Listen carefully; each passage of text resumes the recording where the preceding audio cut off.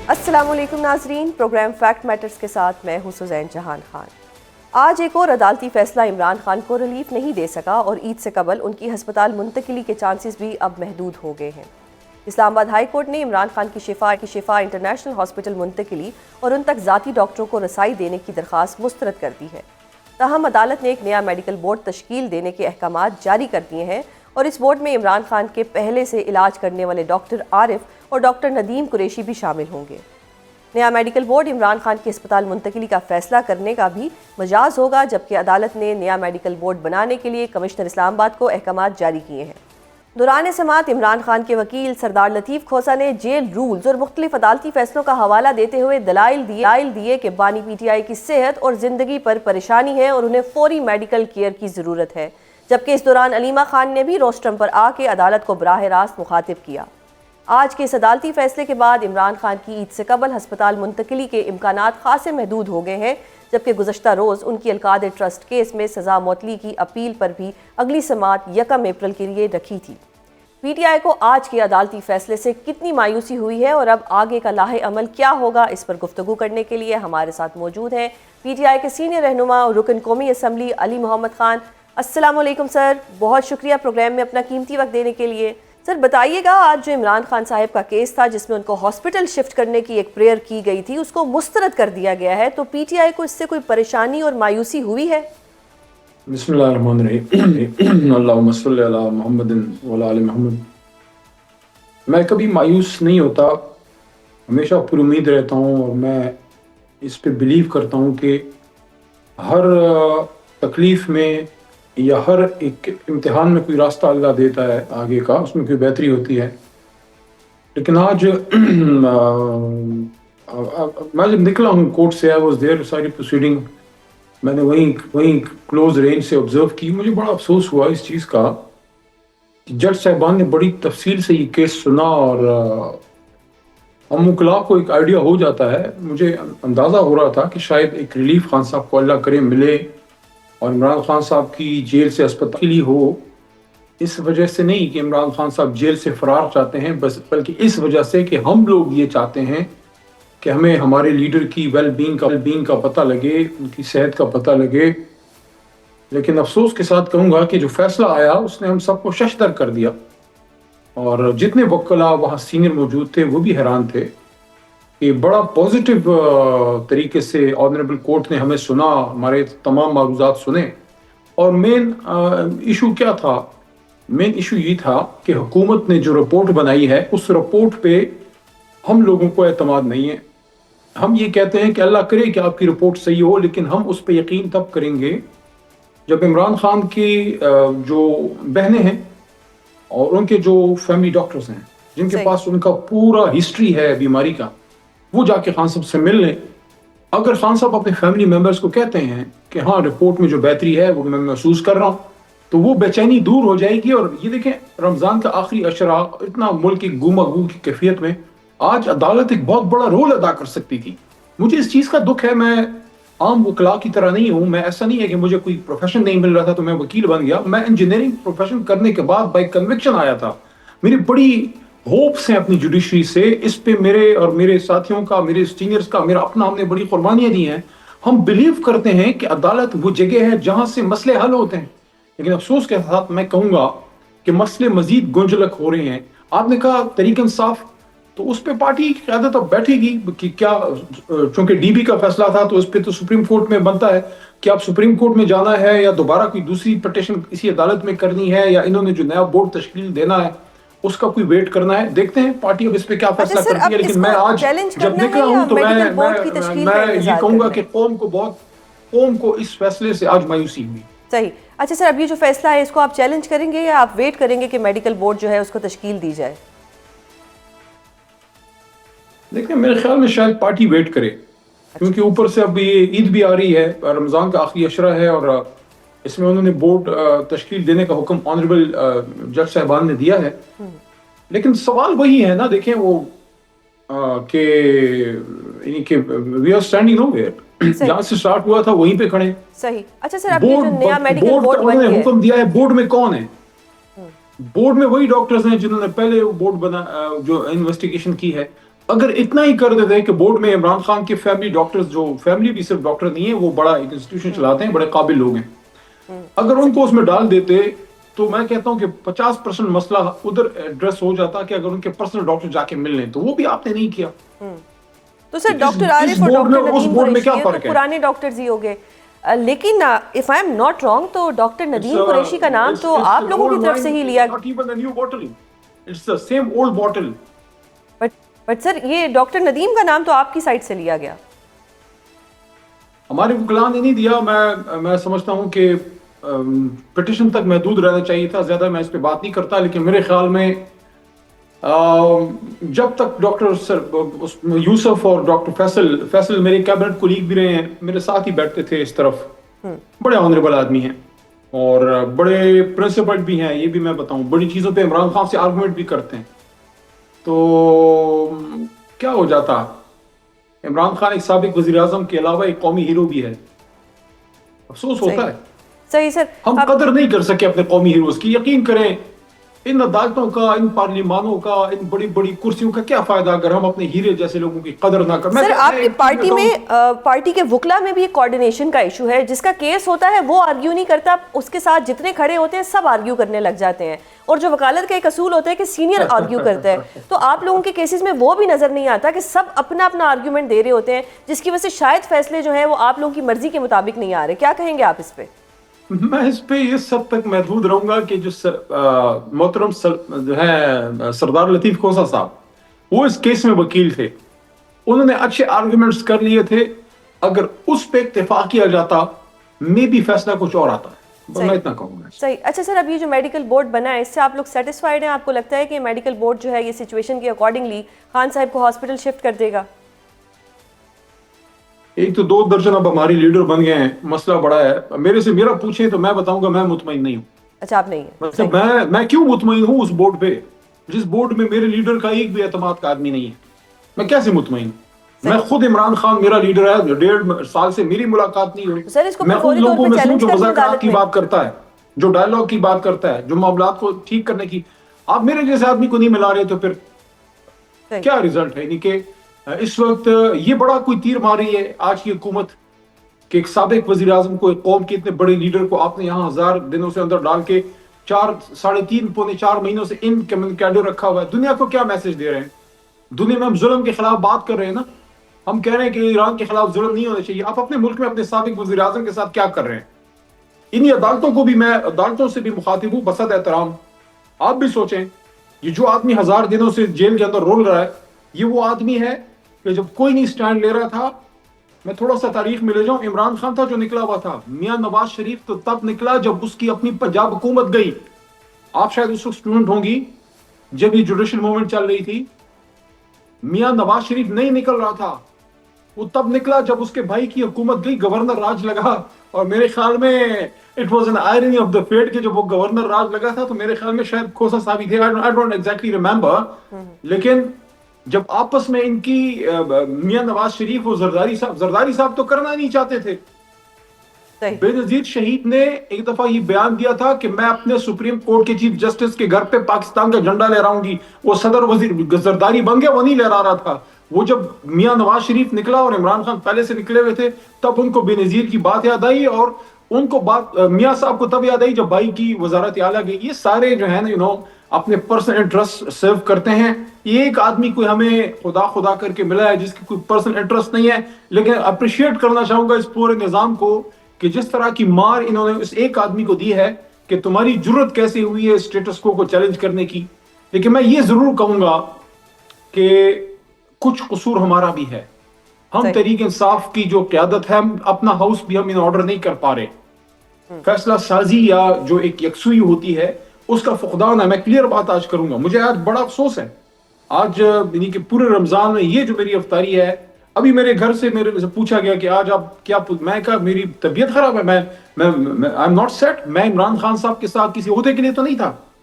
میں یہ دیکھ رہا ہوں کہ بھائی وہ بیچارہ because of no fault of his he is languishing in jail for what.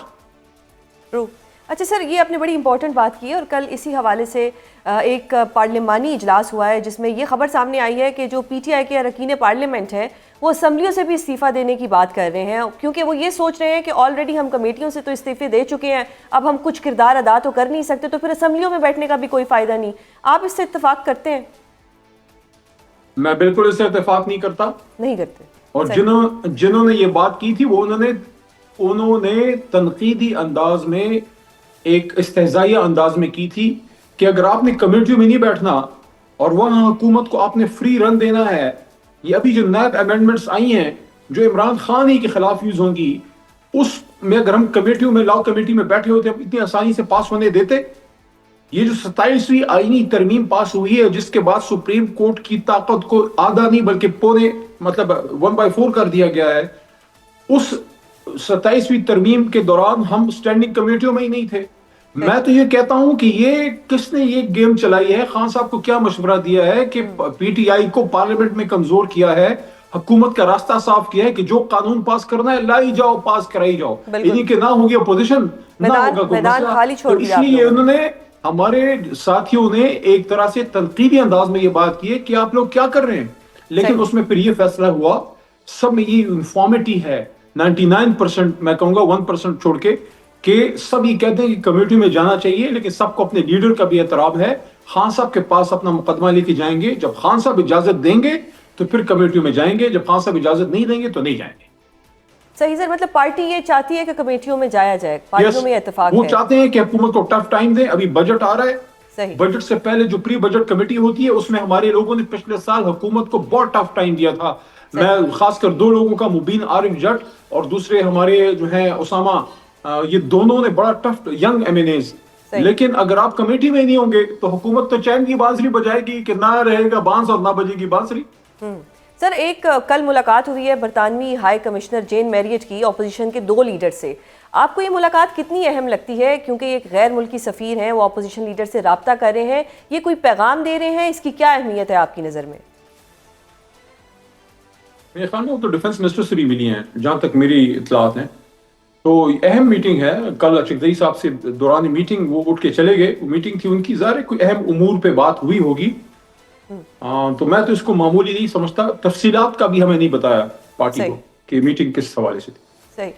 اچھا سر، بات یہ بھی ہو رہی ہے کہ اچکزئی صاحب کی جو تجویز ہے قومی حکومت بنانے کی، اس کو غیر ملکی سفیر بہت دلچسپی سے دیکھ رہے ہیں۔ کوئی بھی چیز عمران خان کے مشورے کے بغیر ہوگی، پوری پارٹی تسلیم کرے، میں تو نہیں کروں۔ صحیح۔ قومی حکومت کی کوئی بات پی ٹی آئی سے کسی نے ڈسکس نہیں کی۔ میں یہ سمجھتا ہوں کہ اچکزئی صاحب پی ٹی آئی کے مینڈیٹ پہ اپوزیشن لیڈر ہیں۔ سر پی ٹی آئی اس کو آن نہیں کرتی اس آئیڈیا کو؟ اگر قومی حکومت کی بات وہ کرتے ہیں تو پہلے عمران خان صاحب سے مشورہ کر لیں۔ جب تک عمران خان صاحب کی اجازت نہ ہو، تحریک انصاف ایسی کسی آئیڈیا کو سپورٹ نہیں کرے گی۔ ہمارا تو مطالبہ قومی حکومت نہیں، ہمارا مطالبہ اپنے مینڈیٹ کی واپسی ہے اور اپنے لیڈر کی رہائی ہے۔ ہم معاملات کو ایز اٹ از چلانا نہیں چاہتے، ہم اپنے لیڈر کو نکال کے اپنے مینڈیٹ کو واپس لینا چاہتے ہیں۔ صحیح۔ اچھا سر، ایک اور چیز جاننا چاہوں گی، آج ایک پوائنٹ پہ ڈسکس ہوا کہ جب خان صاحب کی جس وقت ٹریٹمنٹ ہوگا تو ان کے ساتھ کسی کو اکمپنی، فیملی میں سے کسی کا ساتھ ہونا ضروری ہے، جس پہ پروسیکیوشن سائڈ سے کہا گیا کہ ان کی اہلیہ ان کے ساتھ ہوں گی۔ کیا اس پوائنٹ کے اوپر خان صاحب کی بہنوں کو کوئی اعتراض ہے اگر اہلیہ خان صاحب کے ساتھ ہوتی ہیں ان کے علاج کے دوران؟ نہیں، میں ان کی فیملی میٹر نہ میرا حق ہے میں انٹرفیئر کروں، یہ پولیٹیکل معاملہ نہیں ہے۔ اب وہ تو خان صاحب کی چوائس ہے کہ وہ کیا چاہیں گے، وہ تو چاہیں گے کہ بہنیں بھی ساتھ ہوں، لیکن پہلے وہ شفٹ تو کرے نا خان صاحب کو، وہ شفٹ تو کرے نا ان کو اسپتال۔ ظاہر ہے پھر چاہے بشرا بی بی ہوں چاہے ان کی سسٹرز ہوں، ہمارے لیے تو دونوں ایک برابر ہیں، دونوں قابل احترام ہیں۔ صحیح۔ چلیے سر، پولیٹیکل سے بھی میں ہٹ کے ایک بات کرتی ہوں کہ آپ بھی لائر ہیں، میں بھی لائر ہوں۔ when we are in court we are the officers of court، اور وہ کورٹ جو ہے وہ ہم سے بلونگ کرتا ہے۔ آج علیمہ صاحبہ نے نیاز اللہ نیازی صاحب جو کہ ایک سینئر لائر ہیں، ان کو ایک پوائنٹ پہ ڈانٹا اور ان کو یہ کہا کہ آپ پیچھے کھڑے ہو جائیں۔ یہ سر پارٹی کے اندر کیا ہو رہا ہے کہ آپ ایک سینئر لائر کو اس طرح سے ٹریٹ کر رہے ہیں؟ وہ سسٹر ہے، But sir, I want your answer as a lawyer۔ میرے خیال میں عدالتی معاملات وکلاء کے سپرد کیے جائیں تو بہتر ہوتا ہے۔ بہت شکریہ سر پروگرام میں اپنا قیمتی وقت دینے کے لیے۔ ناظرین، علی محمد خان صاحب نے کہا کہ عدالتی فیصلے سے بہت مایوسی ہوئی ہے اور قومی حکومت کا آئیڈیا محمود خان اچکزئی اگر عمران خان صاحب سے ڈسکس کریں تو بہتر ہوگا۔ ہم نے ایرانی سپریم لیڈر مجتبیٰ خامنئی کے آج جاری ہونے والے پہلے پیغام اور اس کے ممکنہ اثرات پر بات کریں گے، جس کے لیے ہمیں جوائن کیا ہے امریکہ میں پاکستان کے سابق سفیر سردار مسعود خان صاحب۔ بہت شکریہ سر پروگرام میں اپنا قیمتی وقت دینے کے لیے۔ مسعود صاحب، سب سے پہلے تو یہ بتائیں کہ آج نئے ایرانی سپریم لیڈر مجتبیٰ خامنئی نے جو اپنے پہلے پیغام میں آبنائے ہرمز کو بند رکھنے اور پڑوسی ممالک میں قائم امریکی اڈوں پر مسلسل حملے جاری رکھنے کا اعلان کیا ہے، اس سے کیا واضح سگنل مل رہا ہے؟ ان کے رہبر اعلیٰ ہیں نئے، اور اس کے علاوہ یہ ہے کہ ان کے خاندان کے اوپر بہت تباہی آئی ہے۔ یہ ان کا ذاتی دکھ بھی ہے، قومی دکھ بھی ہے۔ ذاتی اس وجہ سے کہ ان کے والد محترم مارے گئے، اس کے بعد ان کی والدہ، ان کی بیگم اور بچے بھی شہید ہوئے، تو اس وجہ سے جو ان کا لب و لہجہ بہت تند و تیز ہے، غصے والا ہے۔ اور ابھی اگر حال ہی میں آپ نے بیانات دیکھے ہوں علی لاریجانی کے، جو ان کے نیشنل سیکورٹی کونسل کے سیکرٹری ہیں، یا عباس عراقچی کی، تو ان کے بڑے تعمیری اور ڈپلومیٹک قسم کے بیانات ہوتے تھے۔ اس کے برعکس جو ہے انہوں نے سخت پیغام بھیجا ہے امریکہ کو، لیکن انہوں نے براہ راست امریکہ کو مخاطب کرنے کی بجائے یا اسرائیل کو مخاطب کرنے کی بجائے خلیجی ریاستوں کو مخاطب کیا ہے۔ اور اس میں جو پیغامات دیے ہیں اس میں سب سے پہلے یہ کہا ہے کہ یہاں امریکی اڈے ہیں، ان کو ختم کیا جائے، اور یہ براہ راست اپیل جو ہے یہ خلیجی ریاستوں کے حکمرانوں کو ہے، کیونکہ وہ کہتے ہیں کہ ان کا واحد مقصد ایران کو نشانہ بنانا۔ دوسرا یہ ہے کہ انہوں نے کہا کہ انتقام لیں گے، یعنی مطلب جو ان پر حملہ کیا گیا، جو قیادت کو ختم کیا گیا، اس کا وہ انتقام لیں گے۔ اور اس طریقے سے مطلب یہ کہ یہ قسم کا اشارہ ہے کہ جارحیت بڑھے گی، یعنی جو ایران اپنے دفاع کے لیے یہ قدم اٹھاتا رہے گا۔ اور اس لیے یہ جو امیدیں ابھر رہی تھی کہ شاید جنگ جلدی ختم ہو جائے گی، اس کے آثار نظر نہیں آتے۔ دوسرے یہ کہ انہوں نے یہ بھی کہا ہے کہ آبنائے ہرموز کے اوپر جو بندش ہے وہ برقرار رہے گی، اور اس کے اثرات جو ہے عالمی منڈی پہ پڑ رہے ہیں۔ انہوں نے بلکہ واضح طور پر یہ کہا ہے کہ اس کو وہ عالمی برادری بلکہ جو ہے بالواسطہ طور پر براہ راست جو ہے امریکہ کے اوپر دباؤ ڈالنے کے لیے لیور کے طور پر استعمال کریں گے۔ اور پھر جو ہے انہوں نے جو افواج ایران کی تعریف کی، اس میں جو اسلامک ریولوشنری گارڈز تھے یا اس کے علاوہ جو دوسرے ان کی ریگولر فوج کے جو قائدین ہیں کہ جنہوں نے مشکل حالات میں قیادت کے چلے جانے کے باوجود بھی ایران کا دفاع کیا۔ اب دوسری طرف سے اگر آپ دیکھیں امریکہ کی طرف سے بھی بہت سخت بیانات آ رہے ہیں۔ صدر ٹرمپ جو ہے وہ کہہ رہے ہیں ہم نے فتح کر لیا، فتح کرنے والے ہیں، جنگ طول کھینچ سکتی ہے، اور اس طریقے سے بہت سے بیانات آ رہے ہیں۔ ان کے وزیر دفاع بہت ہی جارحانہ بیانات دے رہے ہیں۔ انہوں نے اسے ایک مذہبی جنگ کو ایک مذہبی رنگ بھی دے دیا ہے کہ یہ ایک قسم کی صلیبی جنگ ہے، صہیونی جنگ یہ پہلے سے تھی۔ تو حالات بگڑتے نظر آ رہے ہیں۔ اس وقت جو ہے منڈیاں، جو عالمی منڈیاں ہیں وہ تھر تھر کانپ رہی ہیں، بیکاز جو ہے آئل کی پرائس $100 سے پر بیرل سے اوپر چلی گئی ہے دوبارہ۔ اس کے بعد کئی اور بکھیڑے ہیں، سپلائی چینز ڈسرپٹ ہو رہی ہیں، پھر جو ہے آئل اینڈ گیس کی جو ہے ذخائر وہ کم ہو رہے ہیں، اور اس کا بھی خطرہ ہے کہ اس جنگ کے شعلے کہیں دوسرے ممالک کو بھی نہ اپنی لپیٹ میں لے لے۔ تو ان تمام وجوہ کی بنا پر میرا خیال ہے کہ ان کا بیان اہم ہے، تاہم کچھ ایسے شواہد ہیں کہ پس پردہ کوئی رابطہ کاری ہو رہی ہے ایران اور امریکہ کے درمیان، اور امریکہ خود کوشش کر رہا ہے کہ جسے وہ کہتے ہیں اپنی زبان میں کہ ایکسٹ ریمپ یا آف ریمپ چاہتے ہیں کہ اب جو ہے یہ جنگ بہت لمبی نہ ہو جائے، کیونکہ جنگ لمبی ہوگی تباہ کن ہوگی۔ لیکن سر امریکہ یہ بھی تو کہتا ہے کہ وہ فوری طور پر ایران پر حملے بند نہیں کرے گا۔ درست ہے، لیکن ایک طرف وہ یہ بھی کہتے ہیں، بہت سے متضاد بیانات آ رہے ہیں، وہ کہہ رہے ہیں کہ ہم نے فتح حاصل کر لی، کہ صدر ٹرمپ کبھی یہ کہتے ہیں کہ ہم نے پہلے حملے میں فتح حاصل کر لی تھی، پھر اس کے بعد جو ہے ان کے وزیر دفاع مختلف بیان دیتے ہیں اور وہ یہ کہتے ہیں کہ جنگ جو ہے کئی ہفتوں تک چل سکتی ہے۔ تو متضاد بیانات جو ہے حالت جنگ میں دوسرے ممالک کو، یعنی مطلب اپنے مد مقابل کو کنفیوز کرنے کے لیے بھی دیے جاتے ہیں، اور بعض اوقات یہ ہے کہ واقعی وہاں کوئی اس قسم کا جو ہے لیک آف کوآرڈینیشن ہے، یا صدر ٹرمپ جو ہے وہ اپنی مرضی کے مالک ہیں، ان کے جی میں جو آتا ہے وہ کہہ ڈالتے ہیں، اور اس کے بعد جو ہے ان کے جو وزیر دفاع ہیں یا جو chairman joint chiefs of staff ہیں وہ کسی اور طریقے سے اسے جو ہے اس کے اوپر پردہ پوشی کرتے ہیں، یا اچھا اسے سر، جو ہے اسرائیل کا دباؤ بھی تو ہو تبدیلات سکتا ہے کہ ابھی جنگ کو جاری رکھا جائے؟ یہ بھی دباؤ ہے، لیکن یہ بھی دباؤ ہے کہ جنگ کو ختم کیا جائے، کیونکہ صدر ٹرمپ جو ہے انہوں نے اپنی یہ شہرت بنائی تھی کہ وہ جنگیں ختم کروانے والے ہیں، وہ امن قائم کرنے والے ہیں، اور وہ امریکہ کو یہ غیر اینڈ سر، ضروری ان یور جنگی opinion do you agree with it کہ وہ جنگیں ختم کرواتے ہیں، وہ پیس کو پروموٹ کرتے ہیں؟ وہ اسی مقصد کے لیے آئے تھے. انہوں نے جو ہے یہ پیس پلیٹ فارم کے اوپر اپنا انتخاب جیتا تھا، اور اس میں جو ہے ان کی تقاریر موجود ہیں. لیکن وہاں میں آپ کو بتاتا ہوں کہ اسرائیل کا اتنا اثر و رسوخ ہے کہ ان کے جو صدور ہوتے ہیں، امریکہ کے صدور ہوتے ہیں، وہ اسرائیل کے نرغے میں آ جاتے ہیں، اور وہ لیکن اپنی سر، مرضی کے ریسنٹ مالک جنگ نہیں کے ہوتے. بعد تو یہ امیج خراب نہیں ہو گیا ان کا؟ نہیں، امیج تو خراب ہوا ہے، لیکن یہ ہے کہ میرا خیال ہے وہ بھی مجبور تھے.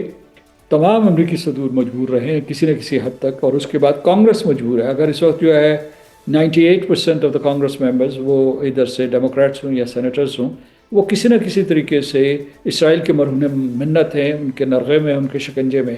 تو اس وجہ سے وہاں کوئی اس قسم کی آزادانہ رائے نہیں ہوتی. لیکن یہ جو وزیر اعظم نتنیاہو نے یہ جو انتہائی مطلب اوڈیشس سٹیپ لیا، اس میں امریکہ کو بھی شامل کر لیا. اس مرتبہ بلکہ امریکہ کے وزیر خارجہ نے کہا ہے کہ ہم گئے اس لیے کہ اب ایران جو ہے وہ اس کے اوپر اسرائیل ایران کے اوپر حملہ کرنے والا تھا، اور ہمیں یہ خطرہ تھا کہ وہ پھر ہماری بیسس کے اوپر حملہ کریں گے، امریکی بیسس پہ حملہ کریں گے، اس لیے ہم نے حملہ کر دیا. یہ جو انہوں نے جواز دیا ہے یہ بہت ضعیف ہے، اور اس کا مطلب یہ ہے کہ اس کی وجہ سے ان کا مذاق بھی اڑایا جا رہا ہے، یا اور ان کے پر تنقید بھی کی جا رہی ہے.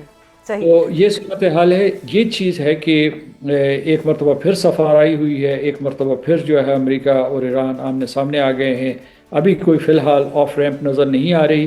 اتنا ثبوت ملا ہے کہ اسٹیو وٹکاف جو ہے وہ رابطے کر رہا ہے اپنے یعنی مطلب وزیر خارجہ ایران کے ساتھ، اور دوسرا یہ ہے کہ وہ روس کے ساتھ بھی رابطے پہ ہیں کہ کسی طریقے سے جو ہے اس جنگ کو رکوایا جائے. صحیح. اچھا سر، ایرانی صدر نے جنگ بندی کے لیے عالمی طاقتوں سے یہ گارنٹی مانگ لی ہے کہ آئندہ ایران پر جارحیت نہیں ہوگی. ڈو یو تھنک کہ ایران کو یہ گارنٹی مل جائے گی؟ صدر پزشکیان کا یہ بیان بھی اس بات کا ثبوت ہے کہ پس پردہ کسی قسم کی کوئی سفارتکاری چل رہی ہے. انہوں نے 3 شرائط رکھتی ہیں میز پہ. پہلی شرط یہ ہے کہ اس کے اختیارات تسلیم کیے جائیں. اختیارات کا مطلب یہ ہے کہ جو نیوکلیئر نان پرولیفریشن ٹریٹی کے تحت اسے یورینیم کی افزودگی کا حق حاصل ہے اسے تسلیم کیا جائے. ٹھیک ہے، وہ گھٹا دے گا 20% تک، یا یہ اس کے لیے نیوکلیئر توانائی کے لیے، اور پھر جو ہے میڈیسنل پرپسز کے لیے، میڈیکل پرپسز کے لیے. لیکن اس کے حق کو امریکہ پہلے یہ بھی نہیں تسلیم کر رہا تھا. دوسرا انہوں نے یہ کہا ہے کہ جیسا کہ آپ کہہ رہے ہیں کہ انہوں نے دوسری 2 شرائط بیان کیے ہیں.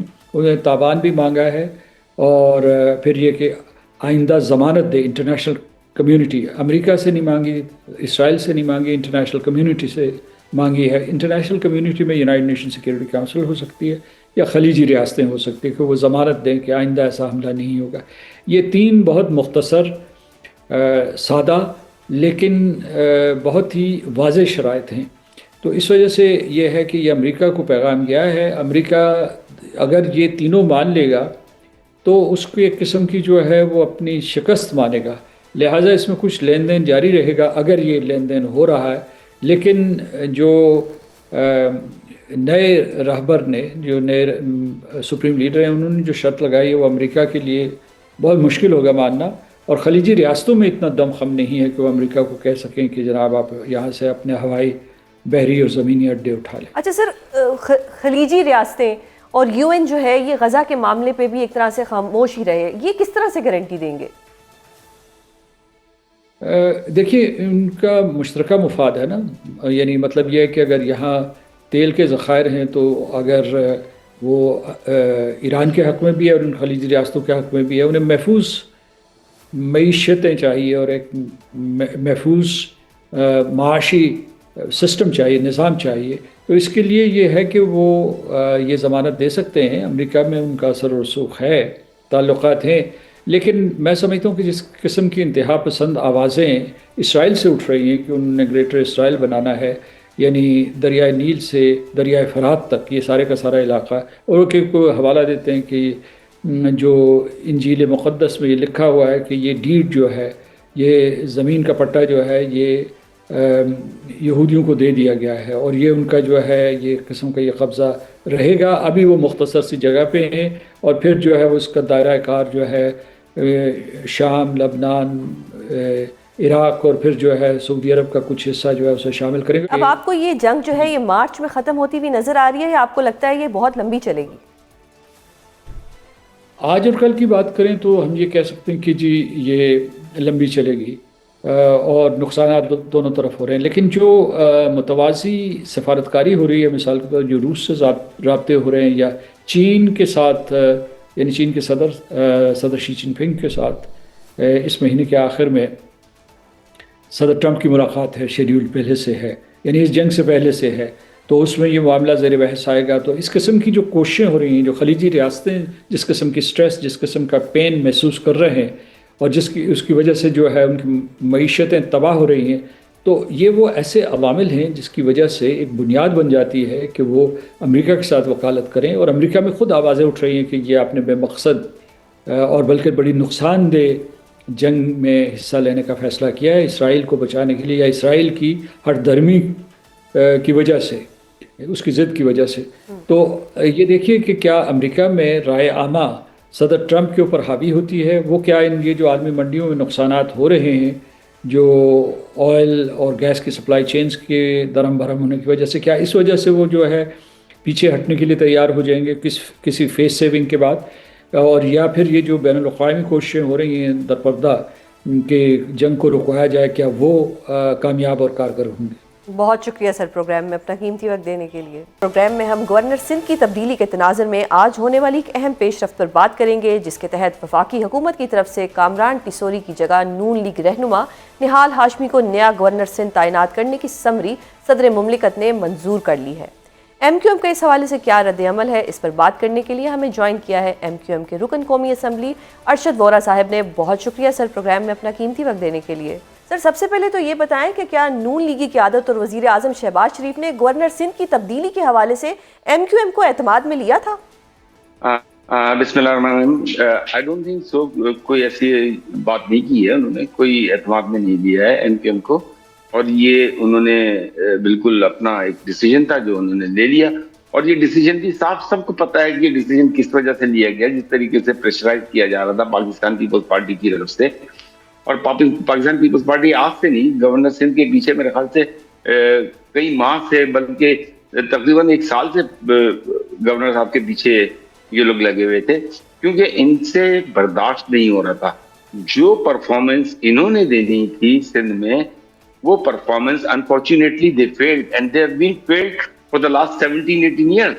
اور اس کے بعد جب پچھلے 3 سالوں سے گورنر صاحب آیا، اور گورنر صاحب نے جس طرح پبلکلی لوگوں میں گل مل کر لوگوں کے کام کرنا شروع کیے، ان پرٹیکولر 50,000 اسٹوڈنٹس کو روزانہ جو کمپیوٹر کی تعلیم دینی شروع کی گورنر ہاؤس میں، گورنر ہاؤس کو عام پبلک کے لیے کھولا، گورنر ہاؤس میں جو ہے لاکھوں لوگ افطاری کر رہے ہیں، لاکھوں لوگوں کو راشن جا رہا ہے۔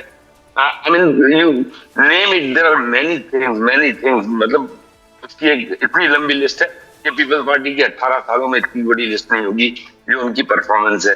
تو پیپلز پارٹی سے کیسے برداشت ہوتا جب انہوں نے پیپلز پارٹی نے اس صوبے کو یرغمال بنا کے رکھا ہوا، اس صوبے کی عوام کو غلام بنا کے رکھا ہوا۔ تب کراچی کی عوام اور حیدرآباد کی عوام جو ہے پڑھے لکھے لوگ ہیں، یہ تو غلام نہیں بن سکتے نا۔ تو ان کی بھی پیپلز پارٹی کے پاس نو آپشن، تو پیپلز پارٹی نے بھی جو ہے اپنا یہ کام کر دکھایا۔ اور آن دی ادر اینڈ آپ یہ دیکھیں کہ پیپلز پارٹی نے بڑا اسمارٹ گیم کھیلا ہے 2024 میں۔ جب گورنمنٹ بنی ہے تو یہ گورنمنٹ کو سپورٹ کرتے چلے آ رہے ہیں، آج تک گورنمنٹ کا حصہ نہیں بنے۔ انہوں نے کوئی منسٹری نہیں لی، ویری گڈ، بٹ انہوں نے تمام بڑے بڑے انسٹیٹیوشنز پہ جو ان کے ہیڈز ہوتے ہیں وہ اپنے لوگ بٹھائے۔ انہوں نے تمام اپنے بلز جو ہیں جو منظور کروانے ہوتے ہیں وہ تمام بل انہوں نے منظور کروائے۔ انہوں نے جو بے نظیر انکم سپورٹ پروگرام کا پیکج تھا اس کو اس طریقے سے بنا کے پیش کیا کہ جیسے دنیا میں اس سے بڑا سوشل پروگرام کوئی نہیں ہے، جس پہ آئی ایم ایف نے ان کو کہا کہ اس کو مزید بڑھاؤ۔ 711 बिलियन रुपीस बहुत बड़ी रकम होती है, तकरीबन जो है 2.53 बिलियन के करीब। आप मुझे बताइए कि इतना पैसा, और इस पैसे का 70% जो है वो सिंध में जा रहा है। There are other provinces also, उन प्रोविंसेस को नहीं जाता। क्यों? कि ये रूरल एरिया को भी डेवलप नहीं किया। जब रूरल को डेवलप नहीं करेंगे तो अपने लोगों से वोट भी तो लेना है। तो वोट लेने का तरीका यही है कि BISP के नाम पर जो है लोगों को पैसे बांटते चले जाओ। Were MQM expecting this या एक सरप्राइज था आपके लिए? देखें, सरप्राइज आई वुड नॉट से कि it was surprise, because MQM के पीछे तो ये लगे हुए थे, और शायद PMLN को MQM से ज्यादा इनकी जरूरत है। PMLN ये भूल गई है कि आज MQM के पास 22 सीटें हैं और 7 सीटों पे इमरान खान हटाता है। PMLN ये भूल गई है, और PMLN को याद आ जाएगा, इंशाल्लाह ताला जल्दी याद आ जाएगा। अच्छा सर, अब तो नून लीग के पास एक जस्टिफिकेशन है कि 2024 के इलेक्शंस के बाद पीपल्स पार्टी के और नून लीग के दरमियान एक समझ लें कि एक पावर शेयरिंग डील हुई थी, जिसमें ये कहा गया था कि जो 2 गवर्नर हैं वो पीपल्स पार्टी से होंगे और जो दीगर सूबों के गवर्नर हैं वो नून लीग के होंगे। तो अब MQM को इस पर क्या एतराज़ है? देखिए, ऐसा नहीं है, ये बिल्कुल गलत बयानी कर रहे हैं। अगर ये कर रहे हैं, कोई भी कर रहा है, ये तय हुआ था पीपल्स पार्टी के साथ, किसी और पार्टी के साथ नहीं। पीपल्स पार्टी के साथ ये तय हुआ था कि KPK का गवर्नर और जो है पंजाब का गवर्नर पाकिस्तान पीपल्स पार्टी से होगा। बाकी जो 3 सूबे हैं, चाहे वो GB कह लें, चाहे सिंध कह लें, चाहे जो है बलूचिस्तान कह लें, उसमें आपका तीसरा सूबा जो है पंजाब और KP तो पीपल्स पार्टी के पास चला गया, तो बलूचिस्तान कह लें। तो ये 3 सूबों के बारे में कोई ऐसा ना कहीं डिस्कशन हुआ है, ना कहीं डिसीजन हुआ है। और थियोरेटिकली आप जब भी देखें कि MQM की जब गवर्नमेंट होती है और जब पीपल्स पार्टी का वजीर आला होता है, तो MQM का गवर्नर होता है। आई मीन ये हिस्टोरिकली आप देख लें तो इसी तरीके से चलता चला आ रहा है। तो I mean there was no expectation कि भाई किसी तरीके से जो है ना ये PMLN इस किस्म का कोई मूव लेगी, लेकिन उन्होंने ये मूव ले लिया। और मैं आपको जो बात बता रहा था, PMLN ने जो है बहुत तंग किया है MQM को, और खास तौर पर हमारे PSDP के जो फंड आए हुए हैं फॉर द लास्ट 10 मंथ्स, 2025 जून से वो पार्क हुए हुए हैं 20 बिलियन रुपीस PIDCL में। अब वो पैसे अगर कराची के लोगों को मिल जाते, हैदराबाद के लोगों को मिल जाते, तो वो जो डेवलपमेंट होती वो आज खत्म हो चुकी होती। अभी 2 माह पहले तो उसकी CDWP हुई है, अभी उसकी एथनिक होनी बाकी है। और यही फंड पाकिस्तान पीपल्स पार्टी को 66 बिलियन 2025 में मिला था, जो पिछले जो अगले 4 माह में उन्होंने खत्म करके पारित करके। देखिए, स्ट्रेटेजी जो है इट्स वेरी सिंपल। MQM की समझ में आ गया है कि whether it is peoples party, whether it's PMLN, जो है MQM को इस्तेमाल करना है, MQM को डिलीवर नहीं करने देना। MQM कोई काम करना चाहे उसको कोई काम करने नहीं देना। ग्रीन लाइन की मिसाल आपके सामने, ग्रीन लाइन जब दोबारा शुरू हुई है उसको भी पाकिस्तान पीपल्स पार्टी ने रोका है, और जो हमारे SAP के फंड थे 25-25 करोड़ रुपए हर महीने के, उसको भी पाकिस्तान पीपल्स पार्टी ने रोका है। तब 25-25 करोड़ रुपए वाले जो फंड थे उससे 80-90% काम हो गए हैं, और वो इतने काम हुए हैं कि मुर्तजा वहाब साहब ने पूरी कराची में इतने काम नहीं किए। ये इतने काम हुए। मैं अपने इलाके की मिसाल दे देता हूँ कि उन्होंने अभी थोड़े दिनों पहले एक प्रेस कॉन्फ्रेंस की थी और कहा था कि मैं डिस्ट्रिक्ट साउथ में 8 लाख स्क्वायर फीट जो है वो पेवर लगाऊंगा। मैं ऑलरेडी लगवा चुका हूँ। तो वो प्रेस कॉन्फ्रेंस कर रहे हैं और हम वो काम कर चुके हैं। तो मैंने कहा ना कि इन लोगों को काम डिलीवर करना है ही नहीं। इनका काम जो है, इनके मिनिस्टर्स का काम, इनके मेयर का काम जो है वो पाकिस्तान पीपल्स पार्टी को डिलीवर करना है, पाकिस्तान की आवाम को डिलीवर करना नहीं है, सिंध की आवाम को डिलीवर करना नहीं है। That is the factual situation. सही, बहुत शुक्रिया सर प्रोग्राम में अपना कीमती वक्त देने के लिए। नाज़रीन, आपने MQM का मौक़िफ़ सुना, अब देखते हैं क्या होने जा रहा है। आज के प्रोग्राम में इतना ही, अगले हफ्ते आपसे दोबारा मुलाकात होगी। अपना बहुत ख्याल रखिएगा। अल्लाह हाफ़िज़।